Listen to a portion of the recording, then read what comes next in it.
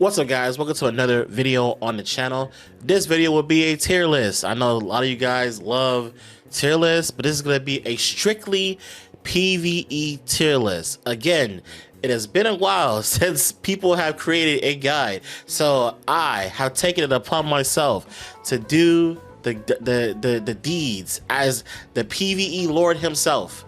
I'm a PvE Lord. Trust me. I PvE my butt off. But I will do a tier list strictly. This tier list is strictly for PvE and Summoners War Chronicles. I am going to tier all of the monsters. I think this list has everything up to Phoenixes. It doesn't have Beast Riders, but I will give a note on Beast Riders in the end, so that way you can have a bit of a feeling about it.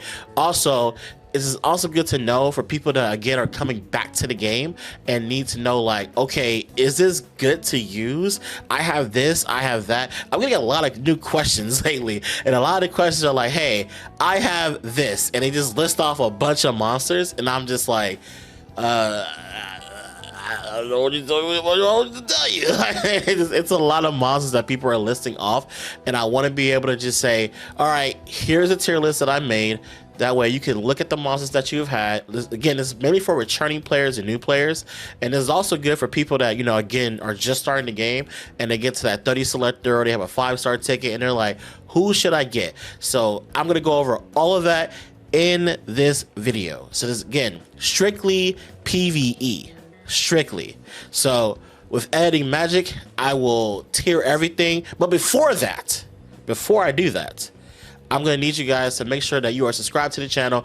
Make sure you hit that notification bell so you know that I'm streaming. I do stream on YouTube and I also stream on Twitch. So you hit that notification bell, you will know when I'm streaming. You can ask me questions live as well.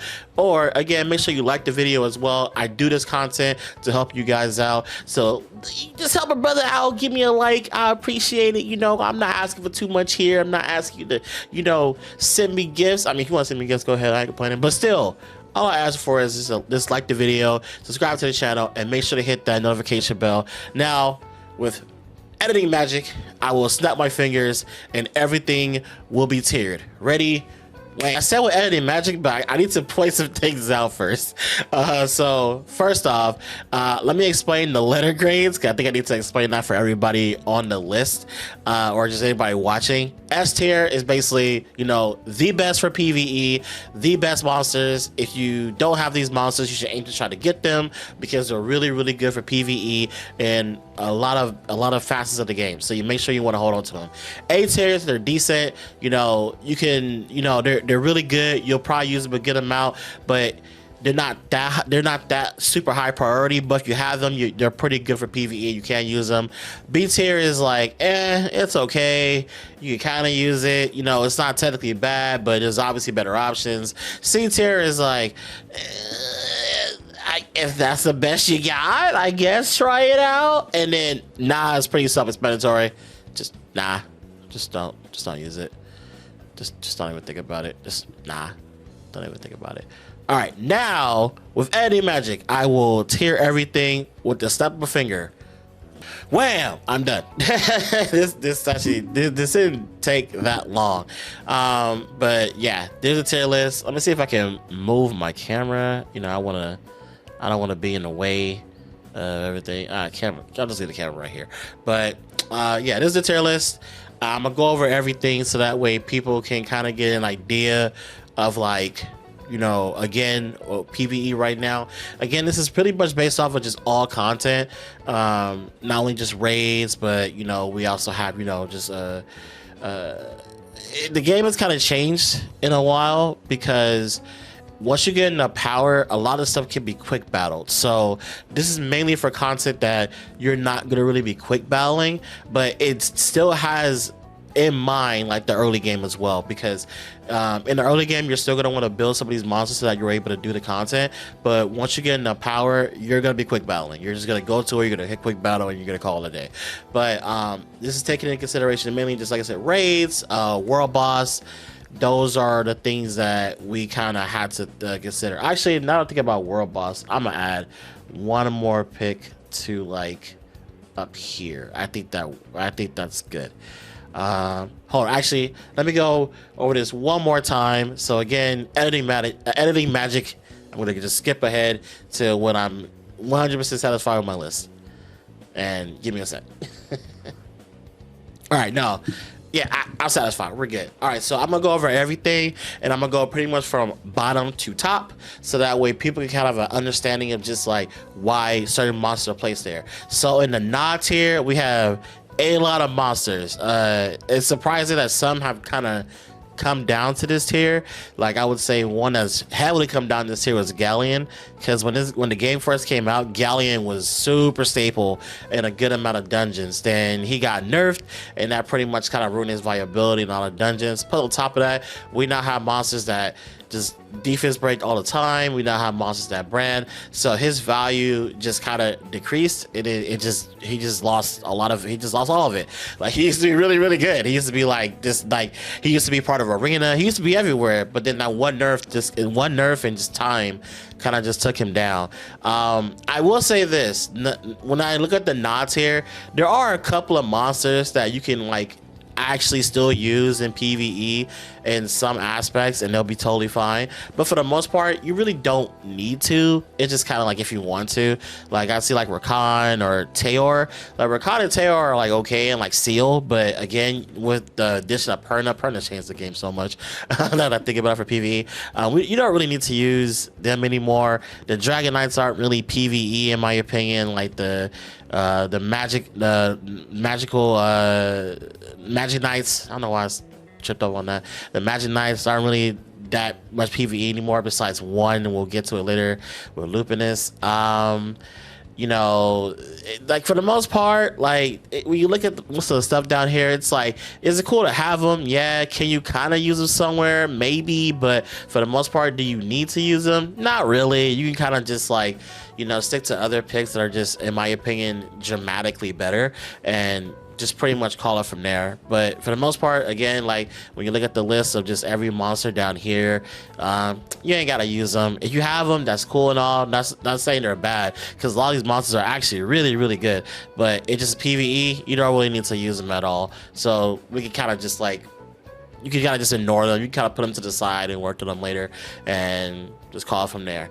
And moving on to C tier, we have Sertides, we have Frigate, Nephthys, Smokey, Zhongfei, Feng Yan, not Sigmar, I'm about to say Tishar, and Vanessa. Now the reason why Sertides is here, his name is not Sertides, it's Sertidius, but we call him Sertides because it's funnier.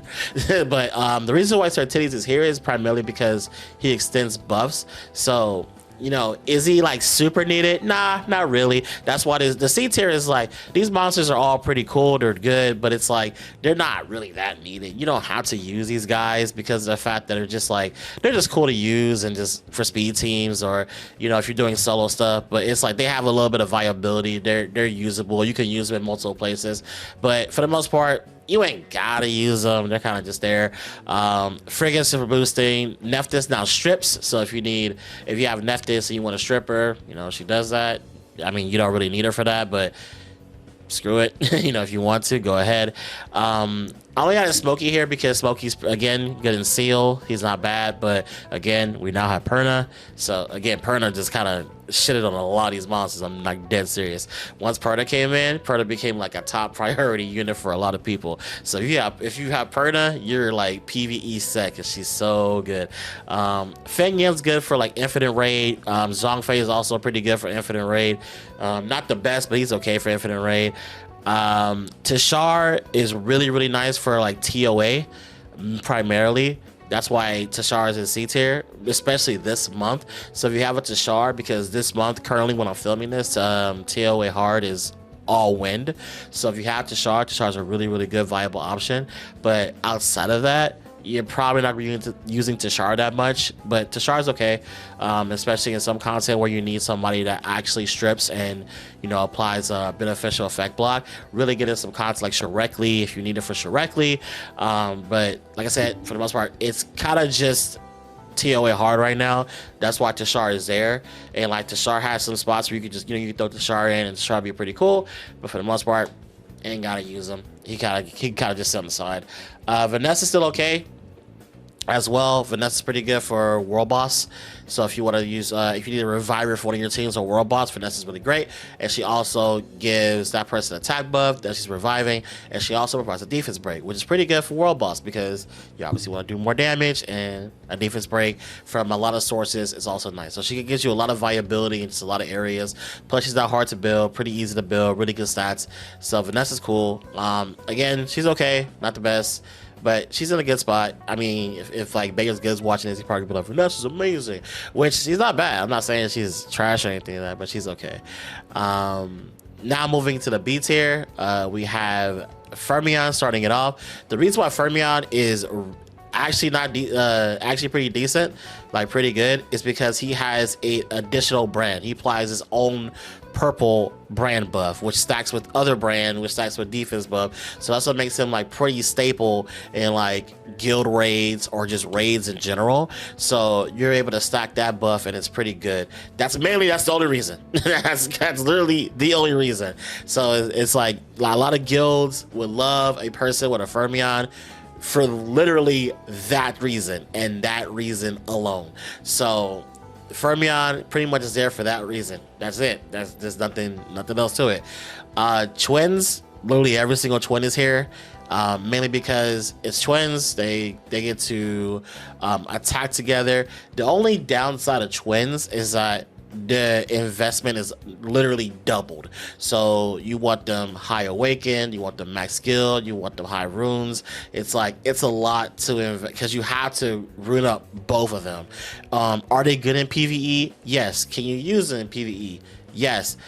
Do you need to use them in PVE? No, you don't, but they're not terrible. It's just you have to really be mindful that when you're using the chakrams and boomerang warriors, that your investment is literally doubled. You have to invest in both of them at a pretty high level, so that way they both can do their jobs at a decently high level. So just be mindful of that if you want to use chakrams and boomerangs. Do I suggest it? Not really because of that, but can you do it? Yes, you can. That just gave a lot of people like validation. They're like, I can bye, and then just clicked off the video, but that's cool. Kumar's okay for like Twisted Marsh and raids where you want to, let's say like there's sometimes where it's like you're raiding and you need somebody that can soak up some damage here and there. He's really good at Twisted Marsh because of the fact that it's like, let's say you don't have a Kina or a Cleave, you need something that can kind of go in front and take the debuffs, and Kumar's great because he can full cleanse himself. So Kumar's good for that. Past that, he's whatever. He's okay. He's not the best option, but he's okay. He kind of sits there. Bastet, it's crazy because if I filmed this video a year ago, Bastet would be like up here. She would be really up here. Bastet was like you had Bastet in every single raid. You had Bastet literally every single dungeon. You had Bastet all the time because like she was just one of the greater options. She was really, really great. But now, again, we have now reached a time where we have a lot of other options and another monster that, if you don't notice, is up there that has become the new, pretty much like the premier attack buffer and pretty much content where we need an attack buffer. So that's how she's fallen down, a lot, but she's still okay. She's not bad. Because her shield is pretty thick. She has really good skin. I think the buddy skin is amazing. I'm just saying, the buddy skin, my favorite skins in the game. They're really good. But for the most part, like Bastet is still pretty good. Not bad. Attack break as well, and she's really good for like Orbi and Soletta because she boosts. She gives you a lot of a return on your ultimate. So it's really good if you want that, but again, it's like it's okay. It's not the worst thing ever. She's all right. She's still not bad. Next is like the magical archers, the fire and the light. The reason why they're a bit lower than the other three is because they're cool, but in the PvE, the other three provide a little bit more, in my opinion. That's why I rate them a little bit higher. They're not bad, but the reason why you probably want to invest to a magical archer if you get one is primarily for like TOA or spires. Like spires, like you could probably use like an interchangeable magical archers because of the fact that they provide really their kits are really good. Again, I don't know why I'm one ship on this. Their kits are pretty good. Their kits are pretty solid, but I personally think the other three that I rated above them or just a bit better. I will get into why, but like they're solid, they're okay. But for the most part, you can kind of skip on them. You don't have to build. Like she's still pretty good. Like the light one is still pretty good for raids, but again, not really needed. It's just kind of, you just use it to flex, and that's just kind of how I feel about it. Whenever I see like people with like light magical archer, it's like usually they're kind of just flexing. Lupinus is another monster that fell down dramatically over time. When the game first came out, Lupinus was really, really good, but now Lupinus kind of whatever. Just because we have better DPS options now, and that's literally the reason why. Early game, if you have her and you don't have much else, she's still pretty good. But she's just fallen down a lot, and I mean a lot, because of the fact that we just have better DPS options, and that's literally the only reason. Fire Nine-Tail Fox is here. If you don't have a Verd, she's like, don't even use her, because she's there for the anti-crit, and that's it. So if you're doing Tree of Heroes and you need a anti-crit debuff, just use her. Other than that, you have her, just throw her out. You don't need her anymore. That's simply all it is. Wendy is still really, really good for like World Boss, also good for Guild Raid. That's primarily it, because he provides pretty good buffs, the crit damage up, the shield, defense buff, all pretty good to have in those type of contests, but mainly to like the crit damage buff up, because you want to do more damage. But that's it. That's the only reason why he's pretty much here. He's pretty solid for that, and that reason alone. Actually, now I think about it, I'll probably drop her to C tier, primarily for that reason. You have Verg, you're not using her. I'm gonna just keep it a B. Now moving to A tier, Wusa. Wusa is still a very good, safe option for a lot of content. He's still pretty safe for raids. He's still pretty good for World Boss. He's still pretty good for, if you're trying to do like hero raids and things like that. He's a pretty good, safe option. Just provides you heal over time, a shield, immunity. Pretty solid, really, really good. If you have him, you're probably gonna have him ruined up, because of the fact that he's pretty much good in a lot of content in the game. So that's why Wusa is pretty much an A tier. We have Genos. Genos is ridiculous in PvE content and PvP content, but he's not the premier, he's not the top of the top, the creme de la creme, but he's still pretty good. He's really good at World Boss, pretty good in TOA hard, TOA normal. He just pumps out damage. He's just really good at that. He's really good at just pumping out a bunch of damage. So there's that. We also have Brandia. Brandia is just damage. That's it. She just provides a lot of damage. So that's it. That's all she does. She's one of the best at it. Tessarion is literally, when you start the game, I said this in my last video. If you guys haven't checked out my new account video, check it out. Him and Argon are the only two to go for in the beginning of the game. If you just start the game and you were like, what nat 5 should I go to? Tessarion or Argon? I will say this back and forth. The only reason why Tessarion is not an S tier is because as the game goes along, he kind of drops a lot of value in PvE. He's still pretty good in some areas, but for the most part, when it comes to like later, when you get to mid game, you're gonna use him a bit less, but you'll still use him. He's still pretty good. Again, quick battle becomes a thing, and you'll be too strong. So his job kind of moves over to like PvP, where he's really good there too. But in PvE, he is the go-to starter unit for Tear Glands, because you need to be able to put a dot effect on the boss, and Tessarion applies dots on literally his autos, his first and his second skill, and his ultimate. He applies dots on all those skills, which is why he's really, really good for early game. And he's also a fire monster, which allows you to get into Tear Glands as soon as possible. He gives you a defense break, again the burn. He does a good amount of damage. He's just really, really good in early game PvE.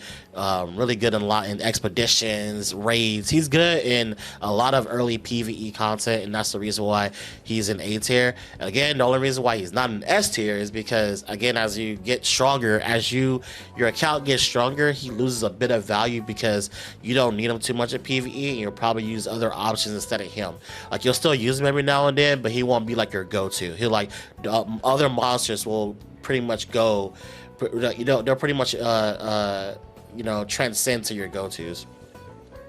The next three are the three magical archers. We have Bethany, Sharon, and Ardella. I'm trying to remember the names here. But all three really, really good, especially with White Shadow Council being out right now. Sharon is really, really good. Sharon's really good at TOA normal, TOA normal, TOA hard. All three of these are good at TOA normal, TOA hard, Spires. Like, these are the top go-to options. Some consider fire, but I think these three are like the go-to if you have them, because they're just really, really solid. They're really, really good. You're definitely gonna be using Sharon. If you look at the NA global list, I'm telling you, the reason why Sharon is number 5, I think, currently, I was watching Challenge's video, is because of me. I use her all the time because a lot of people still use Argon, and we need somebody with weak point, and I got you because my Sharon's built up. So these three are really, really good. Again, with these three, it's kind of like, they're not like priority options in the beginning. There are options that you're going to focus on later on in the game when it comes to doing like the harder content. Like I said, TOA normal, not TOA normal, TOA hard, Spires, elemental Spires, elemental towers. There's going to be a lot of aspects of the game. Also, World Boss. All three of these are really good in World Boss. So they have a lot of value when it comes to the later game aspects where you're getting a little bit stronger. You want to knock out, those really hard content. These three are really, really good. Dark Ninetail Fox, good damage dealer, provides a lot of debuffs, does really well. If you have her, 1000% builder, she's really, really good. The Cold Girls, we have Nikki and we have Annabelle, mainly be here because of they're really nice as cleansers. I have Nikki. I have used Nikki in a lot of content. I use her in Guild Raids because she provides undead, she provides attack buff, she cleanses my team. She also does damage on her third skill. And again, the undead is like really, really good in like Tree of Heroes, and as well as Guild Raid. A lot of these bosses that heal. And the undead says, no, not good. Don't do that. Take damage instead. So that's why Nikki is like pretty good. I use Nikki in a lot of content. So if you ever see me on stream and you see me doing like Twisted March or any other some of the raids, you'll probably see me using her.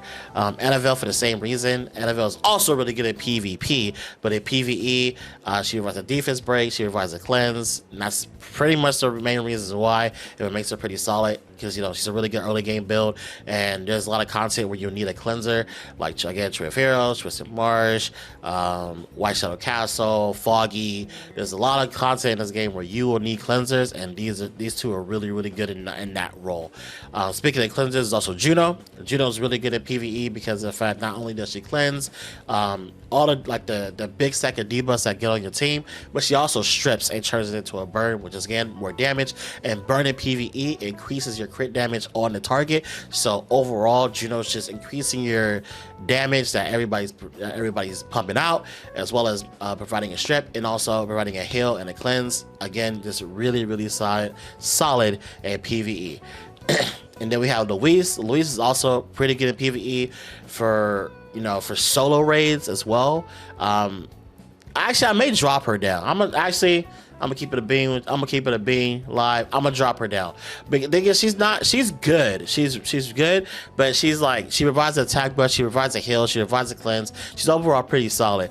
But she's still one of those monsters that I feel like she could do a little bit more. She's kind of a jack of all trades, master of none. That's actually a better way to describe Louise. Now in PvP, whole different story. She's really, really good. One of the top monsters right now as I'm recording the video.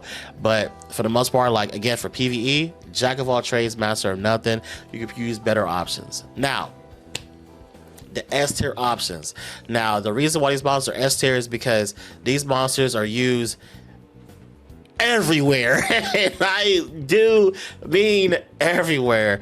You see these monsters in almost every raid team, every world boss, every dungeon, every TOA normal, TOA hard. You see these monsters literally every guild raid, everywhere. That's all. If you have them, they are a must build, must project unit. Start with Ariel, just one of the best healers, his cleanser, heal over time. He's easy to build. Just build him on defense with a lot of HP. Heals a good ton. He's still one of those monsters where it's like you still have to invest a good set of runes into him because you want a lot of defense on area. I mean, a lot of defense. You want like at least like 10k, 100k health. You know, you want him like beefy, but he's good. Ariel is one of the top units right now in PvE, just in general. He's just really good. Perna just came into the game. Perna is the best, like just the best.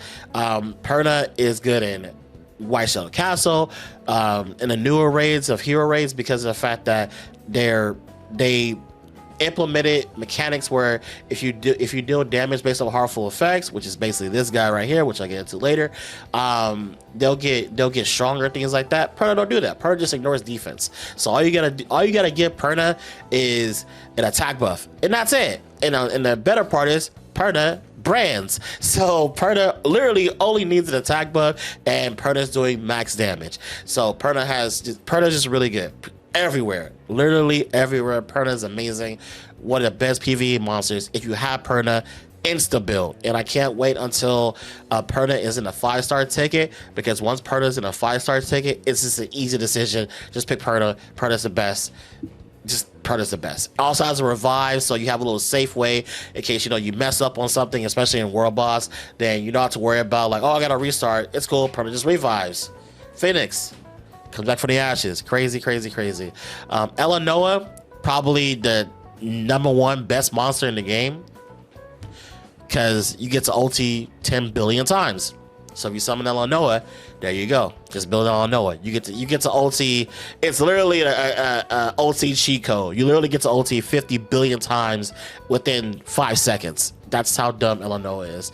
Same with Tiana. Not as good as Eleanoa, but Tiana's here for the same reason. People use Tiana in their teams to basically build their ulti bar, so that way they can ulti fast and then provide a lot of damage to the team. And I'll tell you a combo and the reason why these two are like really good. Ophelia, another top 5 monster in the game, probably. Because she just heals a lot, does decent damage for a tank, and also she's just good. Like, she's a heal a lot, so she's good in like some content where you just need a big healer. World Boss, again, hero raids, primarily Foggy, because in Foggy you put up a buff and you get hit by the Foggy bosses. They strip you and put all those debuffs on you. So that's why Ophelia's kind of good, because she doesn't put up anything. She just flat out heals you for 50 billion health, and there you go. That's pretty much all you need. And then again, she provides some damage to your team, to the team as well.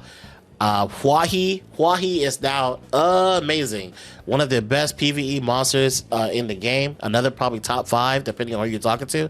Again, attack buff, defense break. She also provides another debuff for Arkin, which is oppression, and oppression is pretty good too. So Hwahi has just become a very good monster. Heals for a good amount. She could be pseudo damage. You can make her support. You can make her tank. There's a lot of things you can do with Hwahi that makes her just really good. Naranja, I know a lot of you guys don't have Naranja because you weren't around for the collab. It's okay if you don't have Naranja. I'm gonna just say this on video. It is okay if you don't have Naranja. Really good if you have her though, because she's just like an Argon, does damage based off debuffs, defense break, beneficial effect block, which is good for expeditions, for getting a mage. She's really good for there. But for the most part, if you don't have her, it's okay. But she's really good if you do have her. One of the best damage dealing options in the game. Verd is literally cracked. He's cracked to most raiders. He's crack cocaine, because what Verd allows you to do is, it's a combination of basically these a combination of these monsters right here. You see 1, 2, 3, 4, 5. It's like the holy 5 right here. Because what happened? Okay, yes, you got Eleanoa too. But what happens is you build up your ulti with Eleanoa or Tiana, depending on who you're using. Then you ult with Verd. With ulting, what Verd does is that he gives your team lower cooldowns. So when on your Soul Link, so what happens is you'll ult with these, you'll build ulti with these two, you'll switch to Verd, you'll ult with Verd, and what that happens is it turns Argan's S3 and Perna's S3 into a 1 mana skill. So literally all you'll see is like if you watch me on stream, all you're gonna see is me just going all my skill as I'm spamming, you know, that one skill, because it's 1 mana. So it's literally just an infinite skill. It's only for like, if I'm not mistaken, it's for like 10 seconds. It's not that long, it's not forever, but that's the main reason why Verd is so good. And again, while you're spamming the skill, you're building ulti. So once the skill goes back to its normal cooldown, you just switch back to Tiana and Elanoa. You build up the ult for probably like two presses, and again you should have full mana, because all the skills are 1 mana. You basically use 1 mana, you gain that 1 mana back, you use 1 mana, you gain the 1 mana back. It's basically just a free skill. It's a free skill 3 that you get to spam and use on the boss, and that's the reason why Verd is just amazing. That's the reason why you see Verd in pretty much all guild raids. You see Verd in just raids and speed raids in general. Verd is just like, he is just crack cocaine to your damage dealers that allow you to just go cracked out and just spam damage, you know, left and right. The last one is Argan. Argan is just a god of PVE. It may be replaced by Predator now, but Argan is just one of the best PvE monsters. Like if not the best, because of the fact he just shits out damage. He provides a defense break. He provides another debuff for his S2, which is an attack speed down, which doesn't matter in some cases, but it's another debuff, so you don't complain. And then the third skill just provides a lot of damage. You never really ult with Argan unless it's in like PvE content where you're just not even like looking at it. But usually in like raid content and, you know, content where you're actually playing, like I said, raid, world boss, you're just spamming S3, or you're probably not even like on Argan. You're probably just building up the ulti. You go to Verd, then you go to Argan, and then you start smashing your face on your keyboard as you're spamming the S3. That's literally what you do with these two monsters right here. But yeah, that's the PvE tier list. Also, I was gonna put a note on the Beast Riders, so I'll get into that as I'm on the free-to-play account. As you see, I am beating up some monsters, but for the most part, the Beast Riders are kind of whatever. They're not the best in my opinion. They're like okay. Like when I look at like Barbara, like we'll start with Masha. We'll work from left to right. Like Masha's okay. Masha's all right. If you want, like pretty much for World Boss, if you want to use her there. But personally, you don't need to use her there because of beneficial effect block is like okay, but that's pretty much all she does. And I guess defense break cool. It's all right. You know, it's whatever. Barbara is probably a little bit better at PvE content because of the fact that she provides crit damage taken up, which is pretty good in a lot of content. Again, primarily World Boss, but again, it's kind of okay. Like that's kind of with all of them. They're kind of okay. So that's why, honestly, I will put them all, maybe besides Barbara and meh tier, like, or nah tier. Nah, I said meh, nah tier, because it's like you don't really need to use them there, especially like Ziana or Narsha or Savannah, who's more PvP than PvE. Like I would say, if you're gonna use any Beast Rider in PvE, it'll probably be these two, and the rest you'll probably stick for like, you know, Guild Wars or PvP content. You know, that's where I think they're a little bit better. So I will put like probably Masha in like C, Barbara in B, and then the rest in meh tier. But that is the PvE tier list. Let me know how you guys feel in the comment section below. Like, let me know any questions that you have. I will answer them down below. And again, if you like this video, please make sure you like the video so that we can get this on the algorithm and we can try to help out newer players, and we can, you know, give them a good idea of what to start with and what monsters to focus on for certain content. And if you guys have any video ideas that you want me to knock out, especially any harder content, I'll go on my main and knock those out, because right now I'm pretty much focusing on my free-to-play account, my free-to-play 1 week old account. I just like saying that because it's like so much progress in 1 week. Look how much power I got, 414 in 1 week. Crazy. Crazy. And people be like, I still won a week. I gotta prove it. I just like, I'm a proud dad right now. Let me be a proud dad. So literally we're on day, where is it? We're on day 10 of the account. So that's how much we're, you know, that's it. This is all 10 days of progress. The next update video on this account will be on Saturday, and I'll let you guys know everything that has gone on in the next week. Again, my last video, which will be at the end of this video, is talking about this account and what I did in the first week. But I'll just leave it at that. And with that, I bid you guys adieu. Have a good day, and I will see you guys in the next video. Peace out.